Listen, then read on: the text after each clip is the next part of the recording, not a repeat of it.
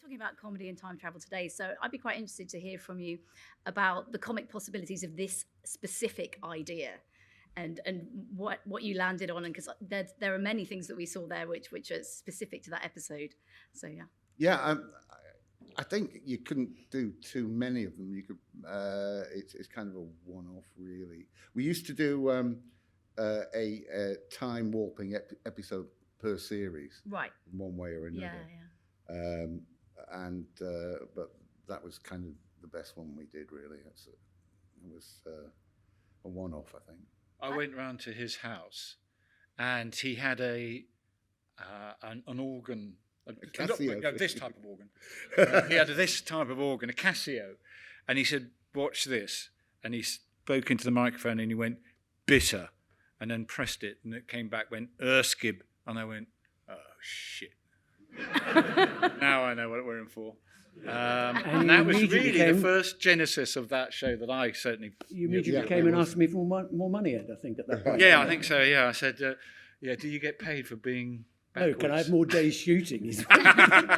Well, it was awfully difficult to technically because tape didn't run backwards through the machine. So no, what we'd have to do is to record forwards, obviously, and then there would be a machine. There was only a couple of machines at the BBC that could actually run videotape backwards and be able to record the output of the backward spool. And so we had to be quite specific about how we did that. And then the geography, sort of, you naturally get a sense of geography with those things. If you're shooting forwards, for instance, you go, well, this shot starts wide, so it should finish tight, so it cuts to the next shot. But then if you've got a forward shot cutting to a backward shot, which then cuts to a forward shot, and then possibly another backwards so you've got to kind of get your head around how the shots will work together in a dialogue and everything else. And that was the point when Paul found me on the floor crying. And he did it in the normal turnaround for a sitcom, 5 days rehearsal in London, drive up to Manchester, shoot for 1 day in the studio, Ed? 2 days. We did get 2 days studio. 2 days, I mean, it's 7 days, it's ridiculous. Without any of the CGI and everything we've got now. You say the bucket of water, I mean, that's all you could do. You couldn't just go in there and graphic it on, Yeah, so you have to kind of accept the sort of the slightly bodged special effects. Well, you do see the wires, Ed. I know. Yeah, you do see the wires on Rimmer as he flies out. Comes out. He annoys him to this day. It doesn't matter. When he flew out on his ejector seat, he has 2 wires. In a more general thing, you as a writer, that was to me the joy, the blank canvas that the premise of Red Dwarf gave you. I mean, you're back to the Kennedy assassination. You're in a Wild West. You could go anywhere you wanted. That must have been a joy as a writer. Yeah, it was, and it took us a while to sort of latch onto the available possibilities, really, because when we first started, we were told not to make it look too much like a science fiction show. Really? Yeah. Right. Yeah. Who told you that, Rob? Paul. I said they'll never commission a science fiction show. I said, I see. When they brought it to me, I had a put at the BBC, which never happens, but from a complicated reason, I could do whatever series I wanted. And I asked a couple of writers, and Rob and Doug came up with Red Dwarf, which is the one we really wanted to do. But I said to them, they'll never do a space comedy. They don't want to do, so make it not very spacey, make it. And for me, it was always The Odd Couple. When I first read it, I thought that is The Odd Couple. That's what that mechanism is. And I said, you make it about that, which of course was wrong, completely wrong. But as a starting point, and then you began, I think, on the second series to realise we can go anywhere. It was the first series. Really. It was the 4th episode, which was Future Echoes, which was a proper science fiction idea. Was another time warper where they sort of see themselves in the future. Yeah, that was my favourite episode from series 1. And we thought, oh my God, there's all kinds of things. It's just, this is in a time when most sitcoms were doing the vicar comes to tea. So you think, oh my God, we can do anything. We can have little movies, and it was exciting. Yeah. They overdid it sometimes. I had to draw diagrams for you. Yes, they overdid it. I did drawing for backwards, and also I think one day you did say, "Is this impossible? The crew land on rubbish land on giant cockroaches," and I went, "Yeah, that's impossible. I'm not doing that." You were getting very bolshy by that time. I am intrigued about the ideas that didn't happen. Is there anything that you thought about for this specific episode that didn't make it to the screen? They arrive on giant cockroaches. Was there anything that we said you can't do? No, I think for a change. No, because when we did Me Squared, where Rimmer duplicates himself, we had like 6 or 7 scenes of the 2 Rimmers, and Paul came in and said you can have 1. And what he meant was you can have 3 if you fight me. Right. But there has to be a limit. In the end, there's only 12 hours of studio day. You know? Yeah. I guess by this stage you've developed a bit of an understanding of the boundaries and what you can get away with in your working relationship or not.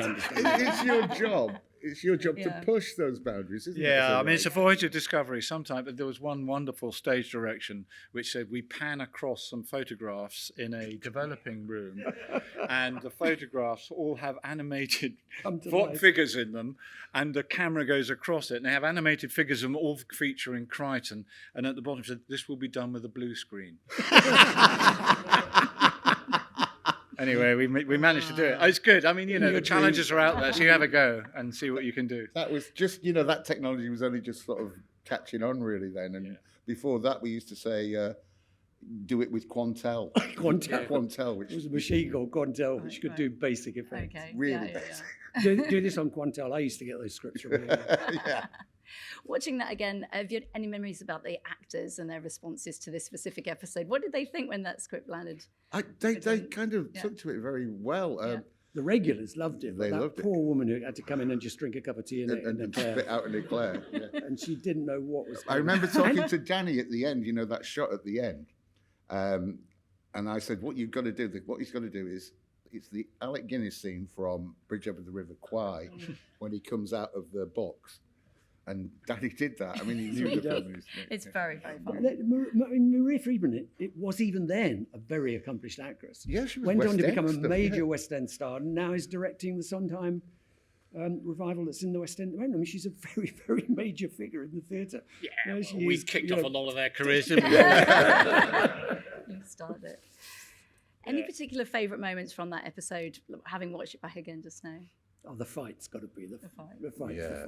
I mean, it was quite complicated because it's a multi-camera studio. So, you have several cameras shooting away at the same time and you're cutting the shots together. But in that instance, when you're shooting stuff forwards, it then has to be turned backwards and then edited together. As I was shooting the sequences, Paul, who's also a very accomplished director, I have to say, don't forget the young ones, everybody, is that he would put these sequences together in time for us to turn it around and play it to the audience the next day. So it was very tight. It was a real challenge. I used to normally, you do it on Sunday morning, you get there at 10, about 1 o'clock, you've done it all, pop down to the studio, see how the dress run's going.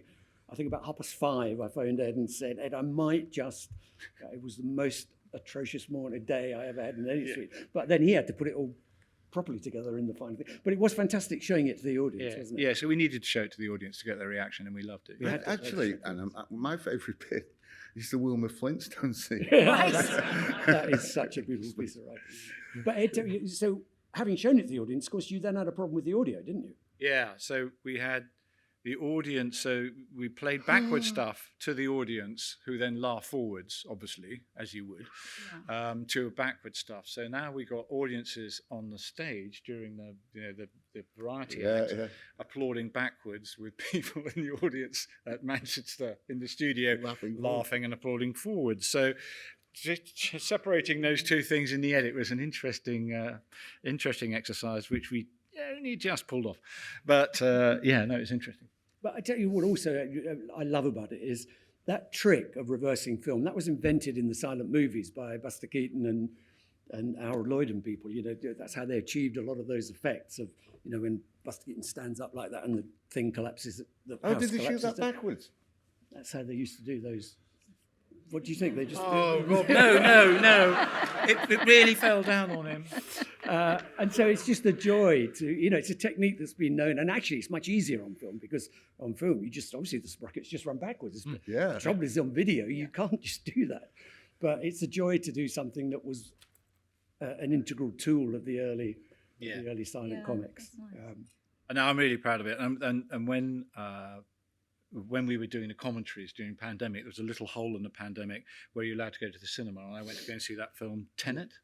And I watched it, and it's a lot of backward sequences, and all very slick and very cleverly done. I was looking and going, "Oh no, we've done that." In much shorter format as well. Yeah, and shorter. You inspired Tenor. That's something to think about. Before we move on to the next screening, I wanted to ask you all really about your relationship with time travel. You know, when you were growing up, when you were reading, watching films. I enjoyed it mostly when I did it. I enjoyed it. Where did you go? When did you go? When did you go? Can you reveal? Are you allowed to reveal? Well, I remember that afternoon when I was missing on... H.G. Wells' Time Machine was a very signal influence for me when I was like 10. I was a Ray Bradbury fan myself. Were you? Arthur C. Clarke and Asimov for me, really. But yeah, H.G. Wells, John Wyndham. Time That's travel actually has always what been I've got to say. It's what I love about Time Wasters, which we're about to see, is the way that they play with that paradigm and that Back to the Future thing. You know, about what we don't touch on, and I don't think you ever did, is that you can't interrupt the timeline. So if you do go back and change stuff, McFly will be undead. You know, I mean, that whole thing I think is really interesting, and they play with that very nicely. Not in this episode, Dan. Is that actually we're going to see? There's a little bit there. A little bit. A little bit, yeah. You can't go back and change it, guys. That's exactly, yeah.